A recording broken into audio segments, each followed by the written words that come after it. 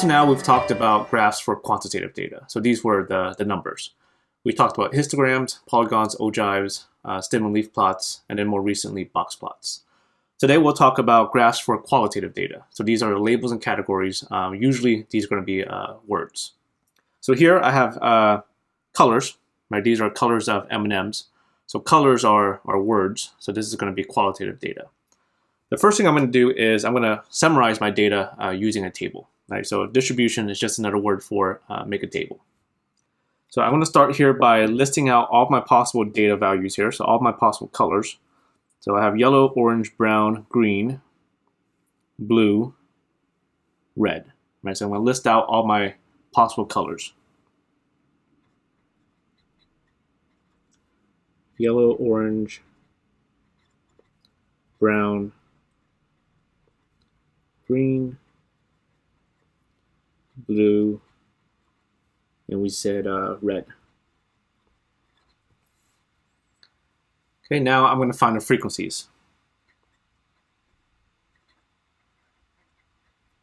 And frequency just means how many. So I'm going to count how many yellows I have, how many oranges I have. I'll just tell you here that there's 10 yellows, there's 6 oranges, 12 browns, 5 greens, 3 blues, and 9 reds. Relative frequency.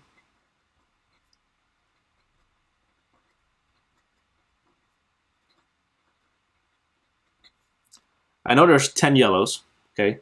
Relative frequency is asking what percentage is that. So what percentage of the total is yellow? So I'm going to first now count the total frequency. Okay, you can get this by either counting how many data values you have or just adding up the frequencies. So adding up the frequencies, 10 plus 6 plus 12 plus 5 plus 3 plus 9 is 45.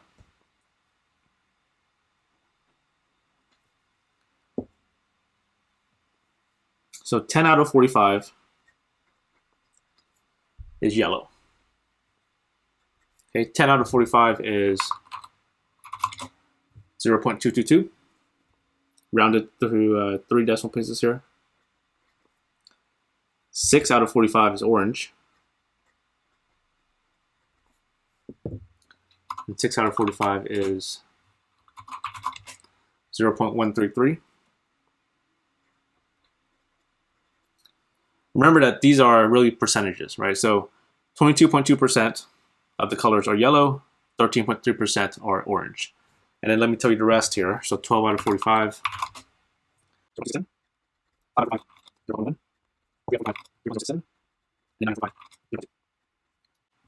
Okay, so for quantitative data, we also talked about cumulative frequency and cumulative relative frequency.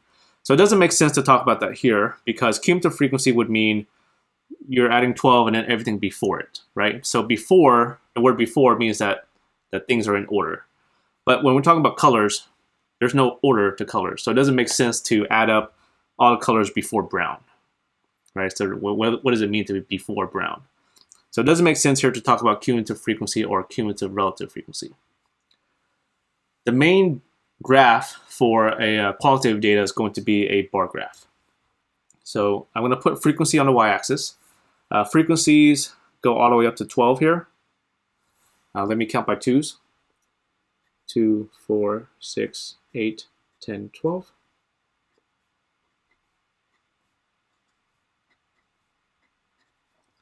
Okay, these are my frequencies.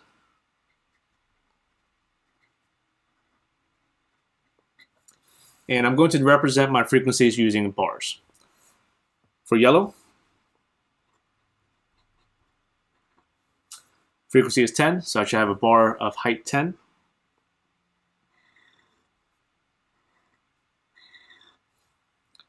Orange,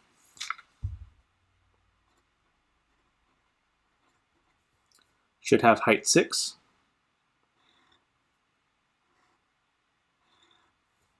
Okay, notice that my bars have gaps. When we talked about quantitative data and we were talking about histograms, remember that the bars have no gaps, they touch. So here, for qualitative data, the bars are going to have gaps. Next up is brown. Oh, green, blue. Okay, and then to help my reader, I'm gonna label the bars with the frequencies. Yellow was 10, orange was 6, 12 for brown, 5, 3, 9. Okay, that's a frequency bar graph. A relative frequency bar graph is the same thing, except instead of frequency, you'll put the relative frequency. And then finally, a frequency Pareto chart. It's going to be exactly the same as a bar graph. The only difference is you're going to reorder the bars with the highest bar first, and then you go downward. Right? So it's the same as the bar graph.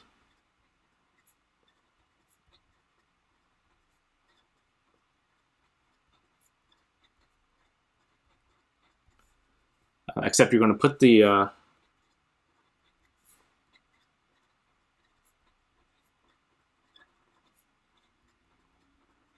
in order from largest to smallest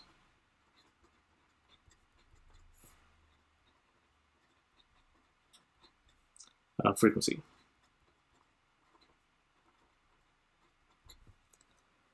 A Pareto chart would mean you're going to put the 12 first, then the 10, then the 9, 6, 5, and 3. And that's it. Another common graph for qualitative data are pie charts. So pie charts, you're showing the percentages, right? Which are really just the relative frequencies, right? Because if you have relative frequency, you can convert that to a percent. And the slice of the pie represents the percent. So if you have a larger percent, you should have a larger slice of the pie. If you have a smaller percent, you should have a smaller slice of the pie. If I add up all the percentages, what should you get? If I add up all the percentages, right, that should represent the entire pie, and the entire pie should represent 100%. At the bottom here, these are some bad pie charts. This is from 2012, and this was more recent. Stare at these and make sure you see why these are bad pie charts.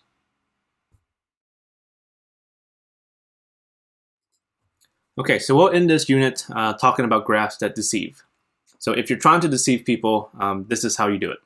If you're not trying to deceive people, then don't do what I'm about to show you. Here we have two graphs. These are showing the highway fuel consumption miles per gallon. So this is how many miles your car can travel on 1 gallon of gas.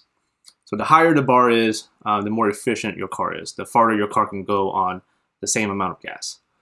So what's different about these two graphs? Okay, they're both about Honda Civic, Chevrolet Aveo, Toyota Camry, right? Same cars. Honda Civic on the left picture is around 36 miles per gallon. On the right picture, also around 36 miles per gallon. Left picture, Chevy Aveo, around 34. On the right picture, also around 34. Toyota Camry, left picture, 31.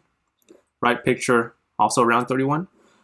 Both of these graphs are showing the same data, right? What's the difference? Notice that the graph on the left starts their y-axis at 30. Graph on the right starts the y-axis at 0. So the one on the right is the more accurate picture. So you're supposed to do the one on the right, right? You should always start your y-axis at 0. Now, why would you cut off the y-axis and start it at 30? Both these graphs are showing the same data, right? But if you're Honda Civic, which graph are you going to use? Which graph are you going to put in your commercials? You're going to put the graph on the left, right? The graph on the left, it looks like Honda Civic is way better than Chevrolet Aveo and Toyota Camry. Whereas the graph on the right, Honda Civic is better, but it doesn't look like it's that much better, right? It's slightly better than these other two cars. But the graph on the left, it looks like it's way better, especially compared to Toyota Camry, right? Toyota Camry's way down here, Honda Civic's way up here. So the effect of cutting off your y-axis and starting it as something other than 0 has the effect of exaggerating any differences, right? Graph on the right is more accurate, so that's what you're supposed to do. But if you want to deceive people and exaggerate the differences, cut off your y-axis. And people do this all the time. So if you pay attention to the news, you'll see examples of these everywhere. So here's an example. Now the tax rate is 35%. January 1st, it jumps all the way up to 39.6%, right? Big jump. But look what they're doing. They're cutting the y-axis at 34. Okay, so anytime you see the y-axis being cut, you should always ask yourself, why are they cutting it? What are they trying to exaggerate something? Or do they just not know what they're doing? Okay, here's another example. Okay, it looks like between 1998 and 2012, this is what the temperature from 54.32 to 55.3 looks like it almost doubled, right? But in reality, it only went from 54.32 to 55.3, and they cut off the y-axis at 53. Here's something else that you shouldn't do. Okay, so what's this picture trying to show you? In 1986, the subway fare is $1, and currently the subway fare is $2. So the picture is trying to show you that the subway fare went from $1 to $2, so it doubled, right? But what could be deceiving is how many of these $1 can you fit inside of this $2? It looks like you might be able to fit 4 of these $1 inside of this $2, right? So if the reader is not paying attention, it may look like the subway fare went up by a factor of 4, it quadrupled, when in fact it only doubled. Okay, and then here's another example of the same issue. Previous iPad, this is the new iPad, so they're trying to show that the battery life increased. So I think the correct data is that the battery life went up by like a factor of 1.5. Right? It didn't double, but by a factor of 1.5. But for a reader who's not paying attention, it may look like you can fit more than 2 of these small batteries inside the big battery, and so that can be deceiving. The last graph I want to show you is this one. So this one appeared in the news. It shows gun deaths in Florida, number of murders committed using firearms. It has marked on here that in 2005, Florida enacted its Stand Your Ground law. So after this law was enacted, did the murders go up or down? It looks like it went down. But what's weird about this graph? What's weird is the y-axis. Okay, the y-axis is upside down. 0 is up top, and then 800 is at the bottom. So even though it looks like it went downward, right, but downward represents bigger numbers. So in fact, after the Stand Your Ground law was enacted, the murders went up. It increased. So why would anybody do it like this? Why would you flip around your y-axis? So the person here, C. Chan at the bottom here, this person was trying to be cute. The red here is supposed to represent blood, and they were trying to make a graphic that looked like dripping blood, which is why they flipped the y-axis and put the 0 at the top. Don't do this. It doesn't make sense. It doesn't make sense to the reader.